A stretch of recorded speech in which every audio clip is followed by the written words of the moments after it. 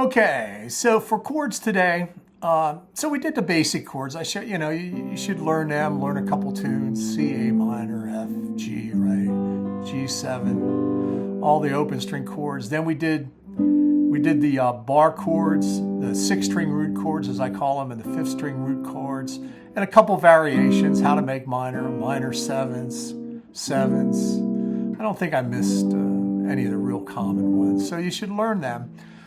And then what usually happens then is they go into 4-part, what's called drop voicings, drop 2, drop 4, drop 2 and 4, and all these different voicing styles. But there was one when I was learning that when they jump right to that, they miss a very valuable part of what I thought would be good guitar training, is they don't do the triads.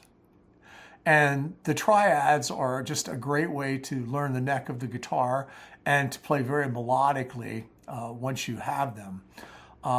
So it's worth the time to go to pause at this point instead of adding more complex 4 or 5-part harmony to your repertoire. It's best to learn the triads really well all over the neck.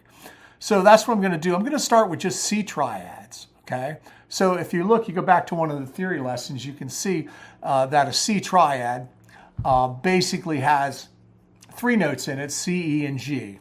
So you want to group them in strings and learn the inversions of C triads first. So the first one, okay, is going to be this. Is just a G open, a C open, and an E open, right? Then the next one is the root in the 3rd string. It went from the 5th to the root. Going to be having a little trouble with my chord. And then put the 3rd in the bass, as the lowest note, not really the bass. Then you have C, G, or I'm sorry, E,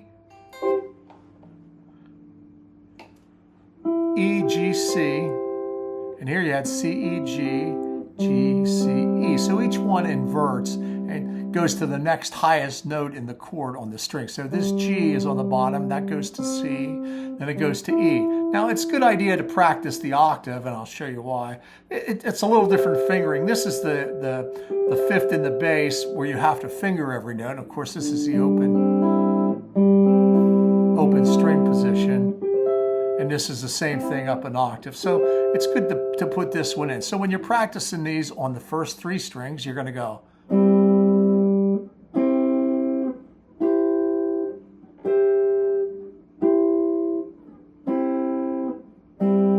And I pick them with, it's a good time to practice picking with the pick and the fingers or 3 fingers. You can strum them too.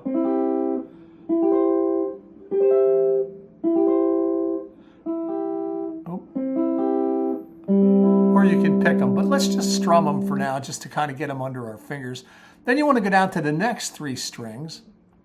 So you're going to have the E on the D string, which is the 2nd fret. The G is open and the C is on the 1st fret. C, E, and G, still the same notes. And then you invert them again. You move each note to the next note in the chord. So E goes to G, G goes to C, and C goes to E. And you're going to get this. And you'll remember it's part of this block chord here. So that's a C triad on the 2nd, 3rd, and 4th.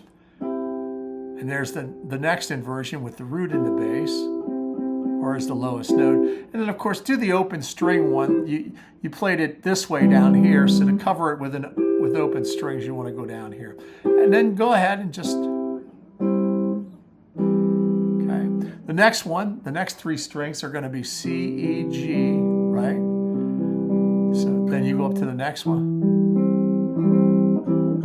And the next one. And then do the octave.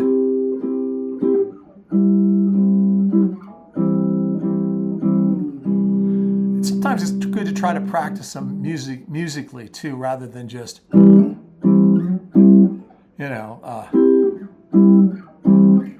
that's kind of mechanical. It might be better to practice, well, I can tell you it's better to practice them this way. So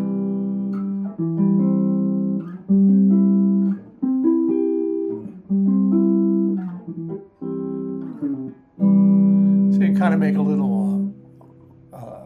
exercise out of that, has a little bit of musicality to at least try to. Then the last 3 ones, C, E, and G again, same notes.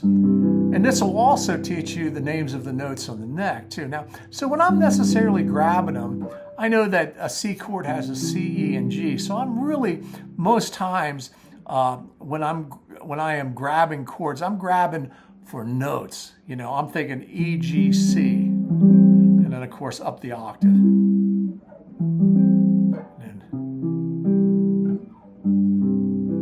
And this one is the same because there's no open strings, but it's worth playing that in, okay? Then do the same thing for D minor, okay? So all the notes are diatonic to C, so there's no sharps and no flats. So the first one on the first three strings is going to be here, okay? D, F, and A, okay? And then you can go ahead and play the octave, which is going to be the same as the first one because there's no open strings, but it's a good idea to play it anyway, okay? Then go back down, okay? Then go to the next strings, 2, 3, and 4, notes D, F, and A, D, F, and A, right? D, F, and A, okay? D, F, and A. And if you want to, you can play it up here too, which is probably a good idea too, okay? So D, F, and A, D, F, and A, and D, F, and A. Okay, then you go down to the next string grouping. Now you'll find when they're closed positions,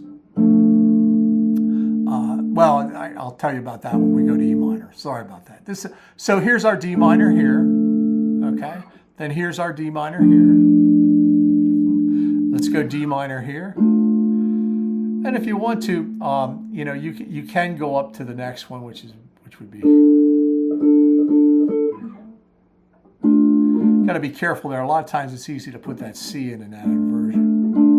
Okay, D, F, A, and D, F, A. Then do them on the next string grouping, which is 4, 5, and 6. So you have A, D, and F. Whoop. So D, F, and A. F, A, and D. Well, you probably want to play it like that. And you can go up to the next one too. It's a little hard to get them up here sometimes, but if you practice them, you can usually get them to sound. Okay, here we have the DFA here and DFA here. And I'd practice them like that, you know, try to make them halfway musical instead of just chunking them out. Okay. So let's get those two first. Now, what we want to get to eventually, okay, is the main goal is first to play them all diatonic, all the diatonic chords. I'd say E, F, G, okay, A minor, B diminished, and then back. So we're going to practice them like this at some point, okay?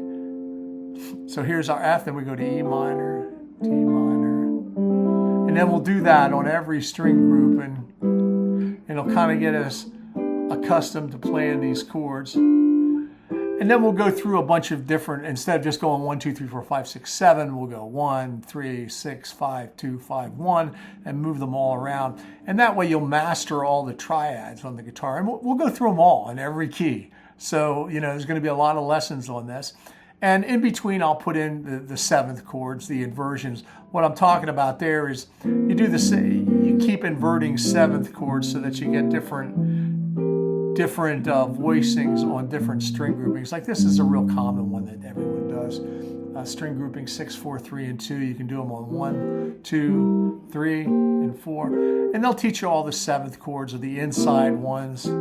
But I didn't want to skip the triads because I think you'll get a lot more value out of that with the way everybody's playing today. So let's go through the triads next, and I hope you enjoyed this. All right, let me know what you think. Don't forget to like and subscribe. This is Keith.